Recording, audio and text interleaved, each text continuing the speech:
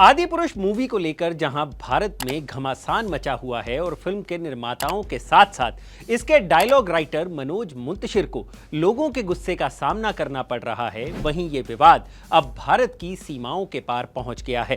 नेपाल पहला ऐसा देश बन गया है जहां आदिपुरुष फिल्म को बैन कर दिया गया। असल में नेपाल की राजधानी काठमांडू के मेयर बालेन शाह ने शहर के सभी सिनेमा घरों को ये आदेश जारी कर दिया है कि तत्काल प्रभाव से आदिपुरुष की स्क्रीनिंग को बंद कर दे। लेकिन नेपाल के मेयर को इतना गुस्सा आया क्यों? इसके पीछे की वजह खास है। हुआ यह है कि आदिपुरुष फिल्म में सीता माता को भारत की बेटी बताया गया है, जबकि सीता माता का जन्म नेपाल में हुआ था। नेपाल के मेयर ने इस गलती को ठीक करने के लिए निर्माताओं को 3 दिन का वक्त दिया था, लेकिन समय निकल गया और फिल्म बैन कर दी गई।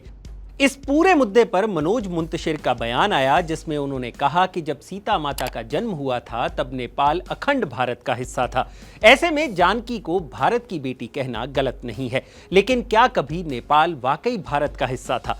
क्या है नेपाल भारत के रिश्तों की पूरी कहानी? क्या आपको पता है कि 1947 के बाद भी नेपाल भारत का हिस्सा हो सकता था, लेकिन तब के प्रधानमंत्री जवाहरलाल नेहरू ने ऐसा करने से मना कर दिया था। और सीता माता जिस जनकपुर में पैदा हुई उसकी कहानी क्या है? साथ ही बात होगी नेपाल में चल रही इस फिल्म की कंट्रोवर्सी पर। नमस्कार, मैं हूं भूपेंद्र सोनी और आप देख रहे हैं अनकट। शुरू करते हैं नेपाल के इतिहास से। नेपाल की उत्पत्ति आज से लगभग 8000 साल पहले नवपाषाण युग में हुई थी। हजारों सालों से काठमांडू घाटी एंशिएंट सिविलाइजेशन का एक अहम केंद्र थी। रही बात मध्यकालीन भारत की, तो नेपाल ने दिल्ली सल्तनत और मुगल साम्राज्य से भी सदियों पहले अपनी आज़ादी को बनाए रखा। नेपाल का नाम पहले गोरखा साम्राज्य था, लेकिन सन 1764 में बदलकर इसका नाम नेपाल कर दिया गया।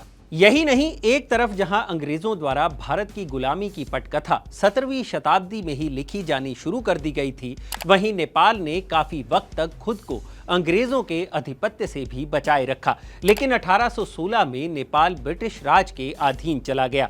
असल में 1814 से 16 के बीच नेपाल के गोरखाओं और ईस्ट इंडिया कंपनी के बीच 2 साल तक एक भीषण युद्ध चला, जिसमें नेपाल की हार हुई। इस हार के बाद नेपाल के साथ सुगौली संधि हुई, जिसमें नेपाल को अपना 1/3 भूभाग ब्रिटिश हुकूमत को देना पड़ा था, जिसमें आज के सिक्किम, उत्तराखंड, हिमाचल प्रदेश और पश्चिम बंगाल शामिल थे। इस युद्ध के बाद नेपाल और भारत के बीच सीमा का विभाजन हुआ।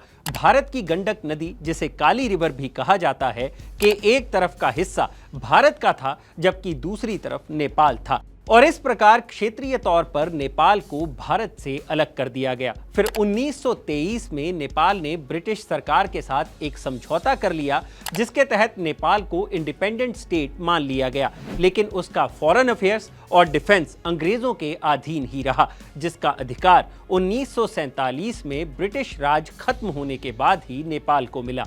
लेकिन क्या नेपाल वाकई भारत का हिस्सा था? इतिहास की बात करें तो बहुत से ऐसे जनपद रहे हैं जिनके विशाल साम्राज्य का पार्ट नेपाल रहा, जैसे कौशल महाजनपद, पांचाल महाजनपद, मल्ल महाजनपद और काशी महाजनपद आदि। ऐसे में यह कहना कि नेपाल कभी भारत का हिस्सा नहीं था, यह गलत होगा। हालांकि इतिहासकारों का कहना है कि कानूनन तौर पर नेपाल कभी भारत का हिस्सा नहीं था।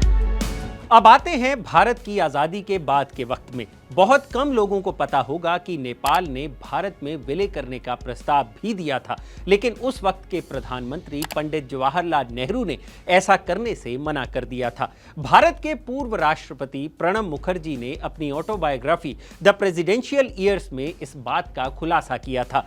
प्रणब मुखर्जी लिखते हैं कि नेपाल के राजा त्रिभुवन वीर विक्रम शाह ने नेहरू के सामने विलय का प्रस्ताव रखा था, लेकिन नेहरू ने काफी कूटनीतिक तरीके से उनसे निपटा। असल में नेपाल में राणा शासन की जगह राजशाही के बाद नेहरू ने लोकतंत्र को मजबूत करने में अहम भूमिका निभाई थी, और जब नेहरू को विलय का प्रस्ताव दिया गया तो उन्होंने ये कहते हुए इससे मना कर दिया कि नेपाल एक स्वतंत्र राष्ट्र है और उसे ऐसे ही रहना चाहिए। हालांकि कुछ इतिहासकारों का यह भी मानना है कि पंडित नेहरू ने ऐसा इसलिए किया ताकि दुनिया में उनकी छवि खराब ना हो, यानी अगर पंडित नेहरू चाहते तो नेपाल भारत का हिस्सा हो सकता था।